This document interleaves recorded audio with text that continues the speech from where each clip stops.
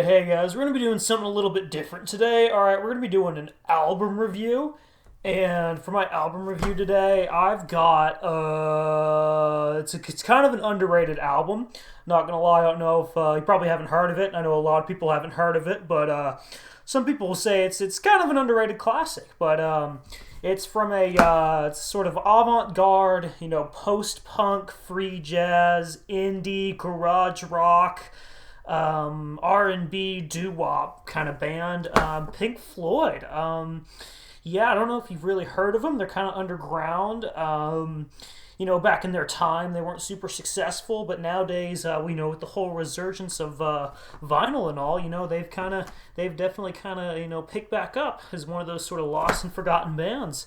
So I'm going to be doing a review of their album called Dark Side of the Moon, and which, to tell you the truth, to be quite honest, I don't really know why they called it Dark Side of the Moon. As you can look at the front looks as right here, it's like goddamn Newton's triangle. It's like the front of a physics textbook, There isn't a track on here called Dark Side of the Moon, so I don't really know what they were doing with this cover. Kind of looks like ass to me. As you can see, the back side, too, it's just the exact same image, but upside down. So, I don't really know if this was just some sort of artistic statement, but it looks like just a good old, Control-C, Control-V from the artist here. I actually have a funny story with this record. When I first got it from the record shop, it was positioned like that in the bin, and, having done a little bit of research on the album, I figured, oh, okay, I kind of recognize that, I think that's just, the classic album cover that it has, and so for the first few months of owning this album, I actually just looked at it like this, and if you can tell here, I would always just play it side 2 first, so that's how I kind of got accustomed to the album, and, to be quite honest, I really don't think it matters the order you play this album in, because, this album fucking sucks. I'm not gonna lie, it's complete garbage. It's a hot load of garbage. But, I don't want to spoil too much ahead, but, I guess we should just dive right into it, It's a gatefold cover, it's pretty cool. I already picked out all the weed stems in there from when I got it, Those 70s were, pretty crazy times, man. But, this inside, too, it's got this, continuation of the fucking physics thing, I think that's the whole theme of the album. You've got Newton's triangle here, and then it just carries on into these waves here. There's probably electrical or sound waves. I learned a lot in physics. I think this is I think that goddamn Pink Floyd was probably their favorite subject here, judging by the album. But going song by song, the first one is called "Speak to Me" on side 1. If you can see it there on the track list, and you'll notice it doesn't show up anywhere on the lyrics, and that's because it's an instrumental track for the first one. Kind of ironic title, "Speak to Me," but there's no fucking words said here.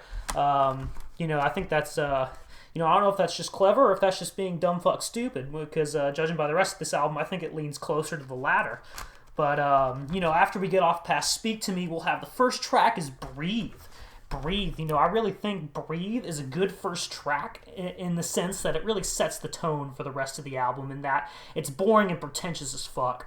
So if you read the lyrics here, you'll see it says, "Run, rabbit, run, you race towards an early grave." And I tell you what, listening to this album, that's a good statement, that's a good thesis for the rest of this album, because as I listen to this, I really do feel like I want to fucking kill myself. We'll move on to "On the Run," which is just a bunch of keyboard fuckery. What's it, Richard White? I think that's the keyboard player's name. Yeah, I understand why he was at odds with Richard White, because his keyboard playing here is just, it's fucking stupid. It's just a bunch of doodly-doo nonsense, and, yeah, I'm just not going to waste any more time. So the next track on here is "Time," and it's sort of talking about, how life sucks and time goes by so fast. And I really think that's a good continuation of the theme here from "Breathe," is because I feel like I'm fucking wasting my time when I'm listening to this album. And, that's really how the track, that's really the message I think it gets across. I secretly think, all the Pink Floyd artists, they were just kind of Brit fucks fucking around, and they needed to put this album out for a contract, I assume. And so I secretly think that they hate this album. And we'll get into that theme later as it goes on, with "Breathe." You race towards an early grave. All the instrumental fuckery was probably done in about 10 minutes. Time here is really, I think, sort of for the underlying message that they're really just wasting their goddamn time making this album.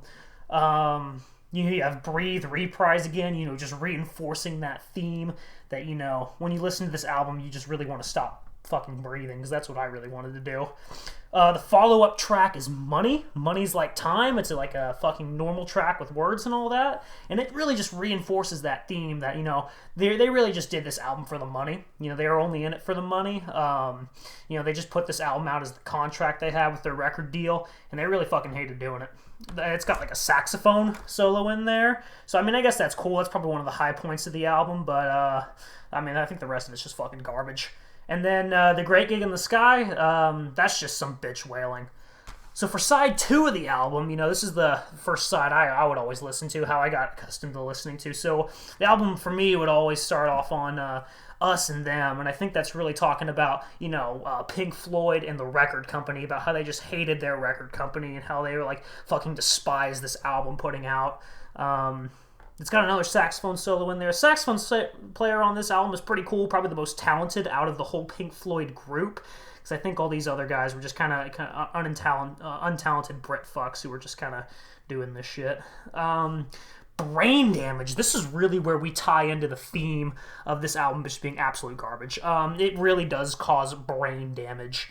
The lyrics here are unintelligible as fuck. You don't know what's going on. It's the whole song itself is really just loosely thrown together. It was probably thrown together in an afternoon in some garage. I'm not gonna lie. It's probably they probably went all the way over to fucking David Gilligan's garage and just threw this song together. Because they were they were done at this point too. And I think that sort of symbolizes how towards the end of the album they were just fucking tired of making it, and they probably just developed goddamn like brain aneurysms through all the pretentious and boring fuck this shit is. And the last song on this album is actually probably my favorite. You know why? Because it's the fucking shortest, and that's Eclipse. And this album, this was the peak. This is the point where they were just done. They were basically saying that everything is garbage, everything, all that you touch, see, and taste. Look at the fucking words. Like a fucking 4-year-old could have written these lyrics, I really think. But they're basically, I think the message here in Eclipse is that everything here is just fucking hot garbage. And, this is the first time they actually mention the moon, on Dark Side of the Moon. You have to get to the fucking end of it. You have to get to the end of it, and then you get this one line here that says, but the sun is eclipsed by the moon. And I really think that just represents how, like, you have, all that's good, that's the sun, you have good music, and then you just have the fucking moon. This is the dark side of the moon. This is the dark side of the record industry back then. And, I'm really glad that times have changed and we don't have to listen to this hot garbage anymore. I think a lot of people nowadays who really say they like this album just really don't get the message. And I think it's supposed to be intentionally bad, because the rational part of my brain thinks that, like, how could humans make something this fucking garbage? Even look at the goddamn color, or the fucking cover. Like, it's just, I don't know, man. I really think it's just a parody, or not even a parody, but just kind of a goddamn joke, like an April Fool's joke. I think that's what they had put out. But yeah, that's it. That's my review of Pink Floyd's Moon Side of the Dark. I hope you enjoyed. I hope you enjoy it more than I enjoyed this fucking album. All right, goodbye, YouTube.